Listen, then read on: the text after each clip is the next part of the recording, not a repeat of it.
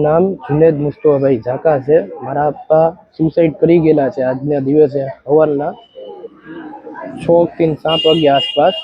અને મને સગા સંબંધીથી ખબર પડી છે.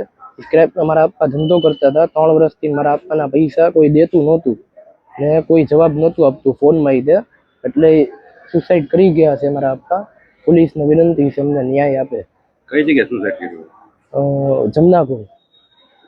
તમારા પિતા કઈ સુસાઇડ નોટ પણ લખતા ગયા છે?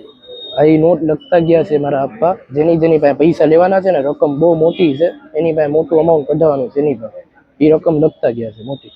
હવે આપની માંગણી શું રહેશે? અમને પોલીસ ન્યાય આપે.